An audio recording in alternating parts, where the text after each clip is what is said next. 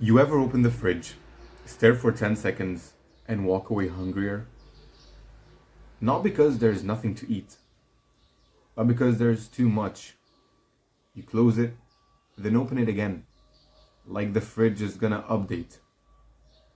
That's not hunger. That's your brain drowning in choice.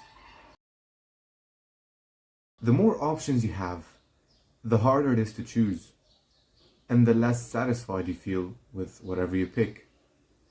But I think the real problem is deeper than choosing is hard.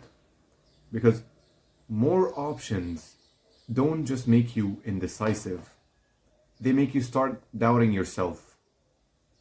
Like, why can't I choose what's good for me? Every time you choose, your brain has two jobs: deciding what's best and defending the decision afterward. So when you've got a few options, those two jobs are easy. But when you've got 20, your brain keeps the door open. Not physically, but mentally. So you live like you haven't chosen yet, even after you choose. And that means you never fully enjoy what you picked, because part of you is still browsing for something better. An open loop is when you've technically made a decision, but emotionally you didn't close it. For example, you're scrolling through Netflix and you pick a movie, but in the background your brain is still scrolling an invisible menu, wondering what you might have missed out on. And the more options you had, the more your brain feels like it owes you a perfect choice. So if it's not perfect, it feels like you have failed. Here's the price tag nobody talks about. Every yes you make is a pile of no's.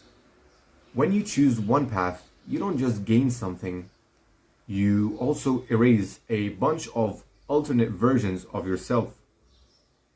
And the more options you had, the more other lives your brain has to grieve. So even after you choose, part of you still feels a quiet loss. Not because your choice was wrong, but because there were so many other lives you didn't get to live.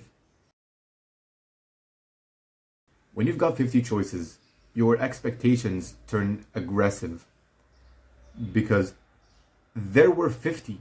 Surely there was the one. And if you didn't pick the one, then what's your excuse? So the choice stops being about food or Netflix. It turns into a test of how smart you are, of your taste, of your identity. And that's where satisfaction goes to die. It's not about choosing, it's about trusting yourself after you choose. Because deep down, you believe if I pick wrong, it means something about me. So you delay, you research, you compare, and your life becomes a waiting room. Everything on hold until you're finally sure that's why you feel stuck. Not from a lack of options, but from too many. You're standing in front of your life like it's a fridge, snacking on distractions, not because you're lazy, but because committing to one thing feels like you're closing the door on everything else. But here's the truth: the perfect choice isn't coming, it never was. So pick one, close the loop, move.